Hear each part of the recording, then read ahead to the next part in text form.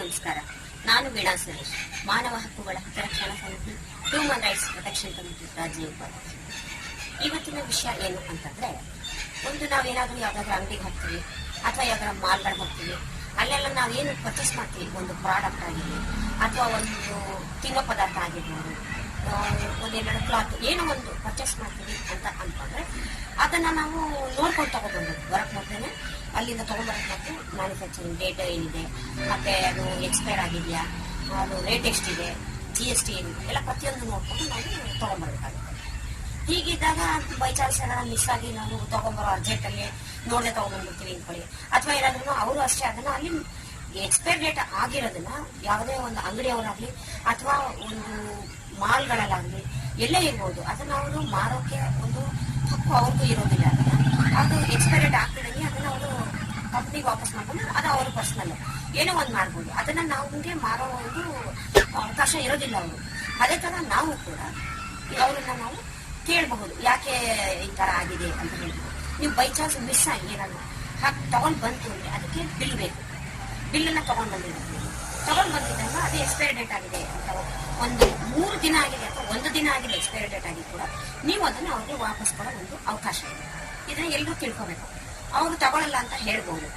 ಆಗ ನೀವು ಅವ್ರು ಪ್ರಶ್ನೆ ಮಾಡ್ಬೇಕು, ಯಾಕೆ ತಗೊಳ್ಳೋದಿಲ್ಲ, ಎಕ್ಸ್ಪೈರಿ ಡೇಟ್ ಆಗಿರೋದನ್ನ ನೀವು ಮಾರೋ ಹಾಗೆ ಇಲ್ಲ, ಹಾಗಿದ್ದಾಗ ನೀವು ಹೇಗೆ ನಮ್ಗೆ ಕೊಟ್ಟಿದ್ದೀರಾ ಹಾಗಂತ ನೀವು ಪ್ರಶ್ನೆ ಮಾಡಬೇಕು. ಹಾಗೆ ಅವರು ವಾದ ಮಾಡಬಹುದು. ನಿಮ್ ಜೊತೆ ಕೆಲವು ವಾದ ಮಾಡದೇ ಇರ್ಬೋದು, ಕೆಲವು ವಾದ ಮಾಡಬಹುದು. ವಾದ ಮಾಡಿದಾಗ ನೀವು ಅವ್ರನ್ನ ಖಂಡಿತ ಕೇಳಬಹುದು, ಎಕ್ಸ್ಪೈರಿ ಡೇಟ್ ಆಗಿರೋದನ್ನ ನೀವು ಮಾರೋಕೆ ಅವಕಾಶ ಇಲ್ಲದೆ ಇರೋದನ್ನ ನಾವು ನೋಡದೆ ತಗೊಂಡಿದ್ದೀವಿ, ಈಗ ತಗೊಳ್ಳಿ ಅಂತ ಹೇಳಿ ನೀವು ವಾಪಸ್ ಮಾಡೋ ಅವಕಾಶ ಇರುತ್ತೆ. ಬೈ ಚಾನ್ಸ್ ಅವ್ರೇನಾದ್ರೂ ತಗೊಂಡಿಲ್ಲ ಅಂತ ಅನ್ಕೊಳ್ಳಿ, ಆವಾಗ ನೀವೇನ್ ಮಾಡ್ಬೋದು ಅಂತಂದ್ರೆ ಅದನ್ನ ಒಂದು ಕೋರ್ಟಲ್ಲಿ ಕೇಸ್ನ ಫೈಲ್ ಮಾಡ್ಬೋದು. ಈಗ ಏನು ಎಲ್ಲ ನಾವು ಕೋರ್ಟಿಗೆ ಓಡಾಡ್ಬೇಕಾ, ಇದೊಂದು 20 ರೂಪಾಯಿ ಏನೋ ತಗೊಂಡ್ವಿ ನಾವು, ಅದಕ್ಕೋಸ್ಕರ ನಾವು ಕೋರ್ಟಿಗೆ ಹೋಗ್ಬೇಕಾ, ಇದೆಲ್ಲ ಓಡಾಡೋದು ಹಿಂಸೆ ಆಗುತ್ತೆ, ಅಯ್ಯೋ ಯಾಕೆ ಬೇಕು ಅಂತ ಅನ್ಕೊಳ್ಳೋದೆಲ್ಲ ಏನೂ ಇರೋದಿಲ್ಲ. ಇವಾಗ ನಮ್ಮ ಒಂದು ಇನ್ನೊಂದು ಅವಕಾಶ ಏನಿದೆ ಅಂತಂದ್ರೆ ಆನ್ಲೈನ್ ಅಲ್ಲಿ ನಾವು ಕಂಪ್ಲೇಂಟ್ ಮಾಡ್ಬೋದು.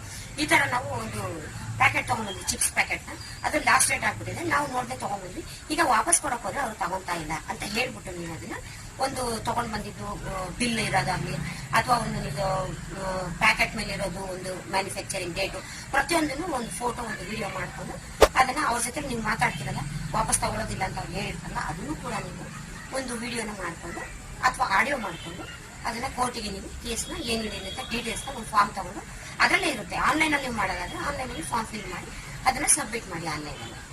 ಆಮೇಲೆ ಅದು ಆಗಲ್ಲ, ಬೇಡ ಅಥವಾ ಆಯ್ತು ಆಗ್ಲಿಲ್ಲ ಅದರಲ್ಲಿ ನೆಕ್ಸ್ಟ್ ನೀವು ಕೋರ್ಟಲ್ಲಿ ಫೈಲ್ ಮಾಡ್ಬೋದು. ನೀವು ಅನ್ಕೋತೀರಿ 20 ರೂಪಾಯಿ ಚಿಪ್ಸ್ಗೆ ನಾವು ಹೋಗಿದ್ದೀವಿ ಕೇಸ್ ಫೈಲ್ ಮಾಡ್ಬೇಕು ಅಂತ ನೀವು ಯೋಚನೆ ಮಾಡ್ತೀವಿ. ಹೌದು, ಅದು ನಿಮ್ಮ ಹಕ್ಕು. ಹಾಗೆ ನೀವು ಏನ್ ಮಾಡಿದೀರಾ ಇದು ಮತ್ತೊಬ್ಬರಿಗೆ ಒಂದು ಪಾಠ ಆಗ್ಬೇಕು. ಹೌದು, ಇವ್ರು 20 ರೂಪಾಯಿ ಚಿಪ್ಸ್ಗೆ ಕಂಪ್ಲೇಂಟ್ ಮಾಡಿ ಅದಕ್ಕೆ ಏನು ತಪ್ಪಾಗಿದೆ, ಅದರಿಂದ ಅವ್ರಿಗೆ ಏನೋ ಒಂದು ಇನ್ಫೆಕ್ಷನ್ ಏನೋ ಆಗಿ ಹಾಸ್ಪಿಟ್ಲಿಗೆ ಅಥವಾ ಡಾಕ್ಟರ್ಗೇನೋ ಬಿಲ್ ಕಟ್ಟಿರ್ತಾರೆ ಅಂತ ಅನ್ಕೊಳ್ಳೋಣ. ಆ ಬಿಲ್ಲು ಕೂಡ ನಿಮ್ಗೆ ಅವರು ಯಾವ ಒಂದು ಕಂಪ್ನಿ ಆಗಿರ್ಬೋದು ಅಥವಾ ನಿಮ್ಗೆ ಯಾವ ಅಂಗಡಿಯಲ್ಲಿ ತಂದಿರ್ತಾರೆ ಅವರು ಅದನ್ನ ಕೊಡೋ ಅವಕಾಶ ಇರುತ್ತೆ. ಹಾಗಾಗಿ ನೀವು ಯಾವುದೇ ಕಾರಣಕ್ಕೂ ಹಿಂಜರಿಕೆ ಇಲ್ಲದೆ ನಿಮ್ಮ ಒಂದು ಹಕ್ಕನ್ನ ನೀವೇನು ಪಡ್ಕೋಬೇಕು ಅಂತ ಇದೆ, ಒಂದು ರೂಲ್ ಇದೆ, ಅದನ್ನ ನೀವು ಬಳಸ್ಕೊಳ್ಳಿಕ್ಕೆ ನಾನು ಈ ಮೂಲಕ ಹೇಳ್ತೀನಿ, ಪ್ರಯತ್ನ. ಮತ್ತೆ ಎರಡನೇ ವಿಷಯ ಏನು ಅಂತ ಹೇಳಕ್ ಬರ್ತಾ ಇದ್ದೀವಿ, GST.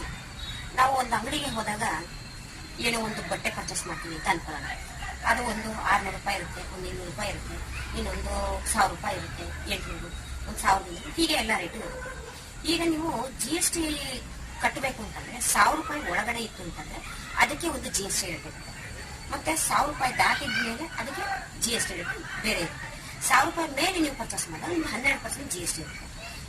ನಿಮ್ಗೆ ಮಾಲ್ಗಳಲ್ಲಾಗಲಿ ಅಥವಾ ಒಂದು ಬಟ್ಟೆ ಅಂಗಡಿಗಳಲ್ಲಾಗಲಿ ನೀವು ಬಿಲ್ ಕೊಟ್ಟಿರ್ತಾರೆ, ಅದನ್ನ 12% GST ಹಾಕ್ತಾರೆ. ಯಾಕೆ ಅಂತಂದ್ರೆ ಅವರು 1000 ರೂಪಾಯಿ ಒಳಗೆ ಕೂಡ ನೀವು 300, 400, 500 ರೂಪಾಯಿ ಪರ್ಚೇಸ್ ಮಾಡಿದಾಗ ನಿಮ್ಗೆ 12% GST ಹಾಕಿರ್ತಾರೆ. ಅದು ತಪ್ಪು, ಅದನ್ನ ಕೂಡ ಕೇಳ್ಬೋದು. ಈ ತರ ಆಗಿದೆಯಲ್ಲ, ಯಾಕೆ ಇದನ್ನ ನಾವು ಹೇಗೆ ಕೊಡಕ್ ಬರುತ್ತೆ ಅಂತ ನೀವು ಅದನ್ನ ಪ್ರಶ್ನೆ ಮಾಡ್ಬೋದು. ಇಲ್ಲ ಅಂತಂದ್ರೆ ನಿಮ್ಗೆ 12% GST ಹಾಕಿ ಫುಲ್ ಅಮೌಂಟ್ ಕೂಡ ನಿಮ್ ಕೈಗೆ ಕಟ್ಟಿಸ್ತಾರೆ. ಇದನ್ನ ಈ ಸಣ್ಣ ಪುಟ್ಟ ವಿಷಯಗಳನ್ನ ನೀವು ಅರ್ಥಕೊಂಡು ತಿಳ್ಕೊಂಡು ನಿಮ್ಮ ಜೀವನದಲ್ಲಿ ಅಳವಡಿಸ್ಕೊಳ್ಳಿ ಅಂತ ನಾನು ಈ ಮೂಲಕ ನಿಮಗೆ ಹೇಳಕ್ಕೆ. ಹಾಗೆ ಮತ್ತೊಂದು ವಿಷಯ ಹೇಳೋದೇನು ಅಂತಂದ್ರೆ GST ಇದನ್ನ ನೀವು ಹೋಟೆಲ್ಗಳಿಗೆ ಮತ್ತೊಂದು ಕಡೆ ಎಲ್ಲಿ ಹೋದಾಗ ನಿಮಗೆ ಸರ್ವಿಸ್ ಚಾರ್ಜ್ ಅಂತ ಹಾಕ್ತಾರೆ.